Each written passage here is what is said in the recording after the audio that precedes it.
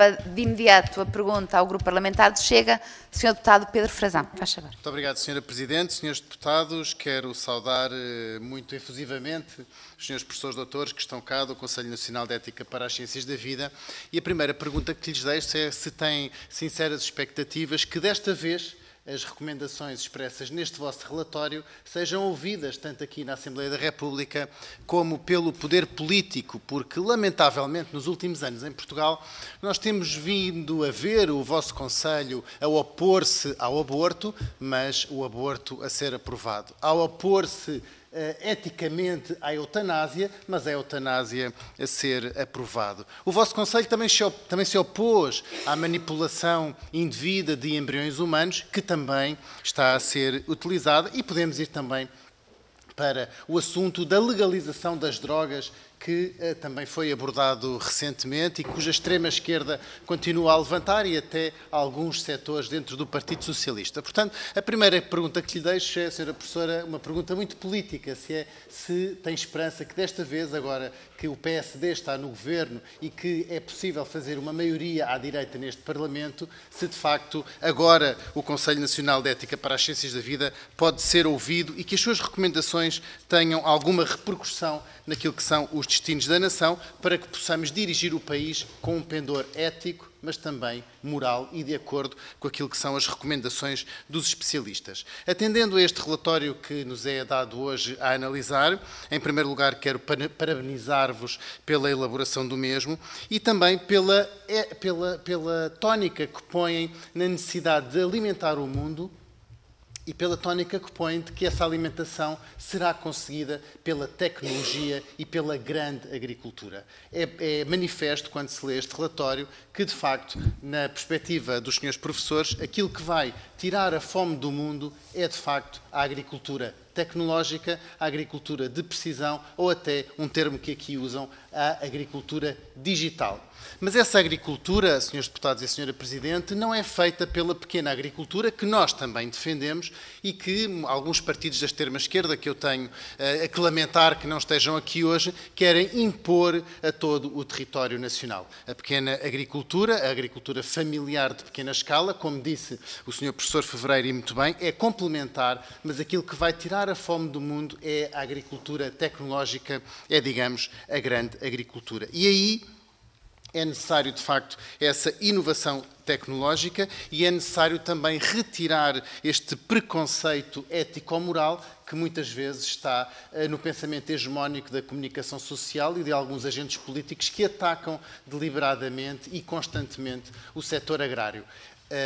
A consequência disso foi, obviamente, a revolta dos agricultores por toda a Europa recentemente e, consequência disso, é também a mudança de políticas aprovadas em Bruxelas, havendo um volte-face naquilo que era defendido pela própria Presidente do Parlamento Europeu, Ursula von der Leyen, que teve que regredir em algumas das medidas que iam contra a produção alimentar. E isso encontra-se aqui também no vosso relatório, porque, de facto, esta segurança alimentar e este imperativo ético de que falam os senhores professores é um imperativo ético que tem um sublinhado na soberania alimentar, não só nacional, mas como um bloco europeu e também, obviamente, como uma potencial ajuda aos países em desenvolvimento. Nós não podemos ajudar os países em desenvolvimento nas suas crises de fome que vão sendo manifestas e cíclicas se não tivermos a nossa própria soberania alimentar e se não tivermos também excedentes alimentares para podermos atender a essas crises alimentares. E, portanto, o setor alimentar, a produção alimentar, assente na tecnologia digital e na tecnologia de ponta, é, de facto, um setor estratégico, não só para a Europa, mas também para todo o mundo. As recomendações que deixam são basilares e, portanto, acredito que elas serão realmente seguidas. Aumentar a produção de alimentos, que será feita, obviamente, pela grande agricultura e pela agroindústria.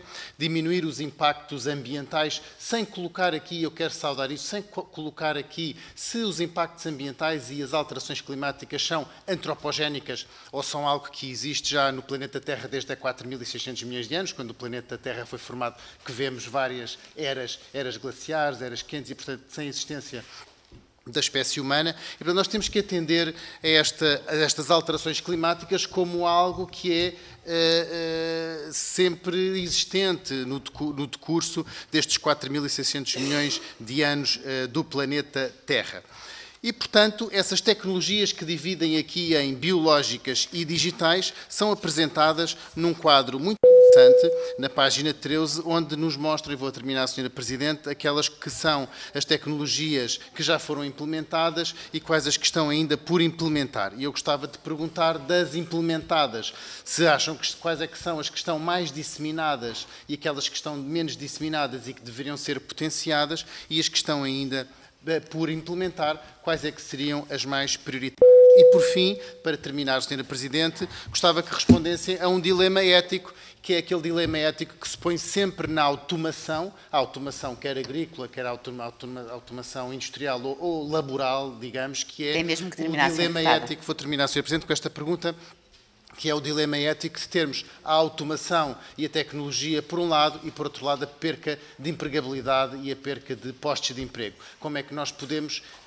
responder? Sr. Deputado, já vai mais de 6 minutos, tem mesmo de terminar, Sr. Deputado. Já lhe pedi 3 vezes para terminar, Sr. Deputado, já ultrapassou em mais de 1 minuto o seu tempo. Sobre este choque ético que existe entre a automação e a perca de postos de emprego. Muito obrigado, Sr. Presidente. Obrigada, Sr. Deputado. Nós temos uma tabela. Eu costumo ter aqui alguma margem para permitir que os senhores deputados terminem as vossas intervenções, terminem a pergunta que estão a fazer, o que não implica que solicite 3, 4 vezes para terminarem e se ultrapassem mais de 1 minuto o tempo, porque permitiu-se acabar a primeira pergunta, permite-se acabar a segunda e não se pode ir para a terceira e para a quarta. Os senhores deputados têm que gerir o tempo de forma a que consigam, o mais razoavelmente possível dentro do tempo, fazer as perguntas. Passava de imediato ao grupo... Sr. Presidente, eu peço a palavra, por favor. Diga, Sr. Deputado, para que efeito? Uma interpelação à mesa. Seja mesmo uma interpelação à mesa, faz favor, Sr. Deputado. Sim, muito obrigado, Sr. Presidente. Peço a palavra para uma interpelação à mesa sobre a condução dos trabalhos, relembrando que na nova grelha aprovada para as audições, os deputados e os grupos parlamentares não dispõem de uma segunda ronda. E, portanto, não dispõem de uma segunda ronda, obviamente que têm que colocar as questões na primeira ronda. Sendo essa primeira ronda... Sr. Deputado, isso não me parece ser uma interpelação à mesa, peço desculpa, não é uma interpelação... Sobre a condução dos trabalhos. Senhor Deputado, a grelha está aprovada... Por favor, sim, não, mas é sobre a condução dos trabalhos e toda a forma, sobre a forma como a Sra. Presidente me está a tentar cortar a palavra. Não estou, já, a mesa já percebeu a interpelação do Sr. Deputado, uma interpelação à mesa. Sr. Deputado, a mesa já percebeu a interpelação à mesa, o Sr. Deputado constantemente julga ou trata as interpelações à mesa como intervenções que não são, a mesa já entendeu o ponto de vista e, portanto, Sr. Deputado, faz favor de terminar. Não, eu vou terminar, mas a interpelação à mesa não tem um quadrante temporal e, portanto, agradecia que me deixasse terminar o meu raciocínio, porque ainda não estava terminado.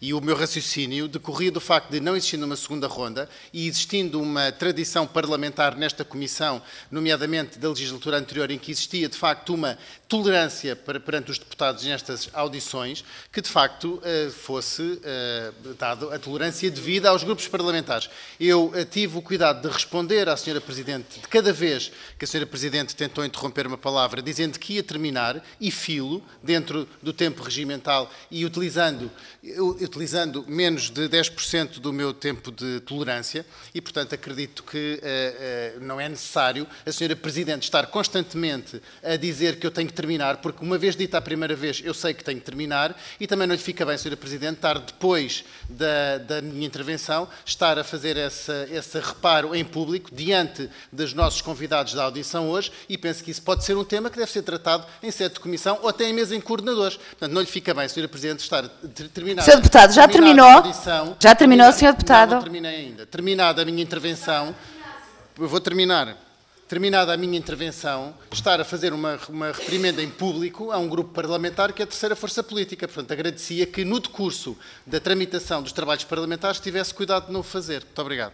Obrigada, Sr. Deputado.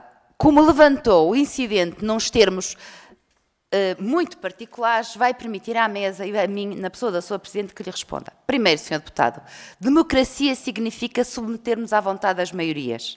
A grelha foi aprovada pelas restantes forças políticas, apenas com o voto contra do Grupo Parlamentar do Chega, para lhe recordar, portanto, Sr. Deputado, nós submetemos-nos, não raras vezes, porque dizem os juristas, dura lex, sed lex. A lei é para obedecer, uma grelha aprovada são grelhas aprovadas e, portanto, Sr. Deputado, no mais, temos que cumprir as grelhas. No mais, Sr. Deputado, e para lhe lembrar, porque é bom termos memória, o tempo de tolerância que a mesa deu ao Grupo Parlamentar do Chega foi rigorosamente o mesmo que deu ao Grupo Parlamentar do PS, que, passado 27 segundos, eu disse, Sra. Deputada, tem que terminar.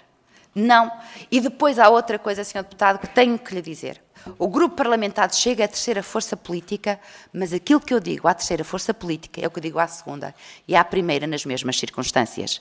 Se o Grupo Parlamentar do Chega gosta ou precisa ou tem a necessidade de achar que quando viola as regras está a ser vitimizado, é algo que não pode sacar à mesa essa responsabilidade. Tanto mais, Sr. Deputado, que me disse e repetiu 3 ou 4 vezes que depois da primeira vez que percebeu perfeitamente, o que eu lamento é que tenha percebido, mas não tenha parado. Porque só foi necessário dizer a segunda e terceira vez, porque não obstante o tempo de tolerância que a mesa lhe deu para terminar a ideia, o Sr. Deputado continuou ininterruptamente, cada vez que lhe era chamada a atenção, cada vez que lhe foi chamada a atenção, Sr. Deputado, não é responder, Sr. Deputado, é terminar a intervenção, que é muito diferente. Nós podemos procrastinar uma intervenção durante 1 hora dizendo vou terminar. E não é esse o espírito das intervenções e, portanto, espero que tenha ficado esclarecido e lamento, mesmo que tenha sido necessário fazê-lo aqui, mas só foi porque o Grupo Parlamentar... Só foi porque o Grupo Parlamentar do Chega não terminou a sua intervenção após a primeira, a segunda e a terceira interpelação. E esse tratamento é exatamente o mesmo para todos os grupos parlamentares.